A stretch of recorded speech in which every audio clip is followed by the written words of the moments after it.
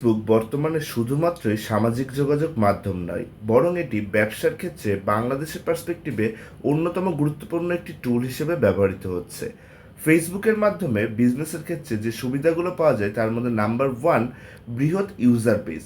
ধারণা করা হয়ে থাকে বাংলাদেশে প্রায় 5 কোটি থেকে 7 কোটি মানুষ ফেসবুক ব্যবহার করে থাকে, যার ফলে ফেসবুকে একটি বৃহৎ ইউজার ডাটাবেস পাওয়া যায়।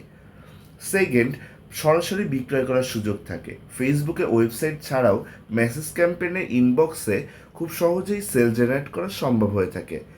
টার্গেটেড মার্কেটিং, ফেসবুকে নির্দিষ্ট ভৌগোলিক অবস্থান, রুচি, পছন্দ, বয়স ইত্যাদি বিষয়গুলো সেট করে খুব সহজেই টার্গেটেড মার্কেটিং করে সেল জেনারেট করা সম্ভব। চতুর্থত, কম খরচে মার্কেটিং। ফেসবুকে ট্র্যাডিশনাল মার্কেটিংয়ের থেকে তুলনামূলকভাবে অনেক কম খরচেই মার্কেটিং করে ফলপ্রসূ রেজাল্ট পাওয়া যায়। এবং ফাইনালি, ফেসবুকে খুব অল্প মূলধন নিয়েই ব্যবসা শুরু করা যায় এবং সেই ব্যবসাকে আস্তে আস্তে গ্রোথ করে একটি কাঙ্ক্ষিত লক্ষ্যে পৌঁছে নেওয়া সম্ভব হয়ে থাকে।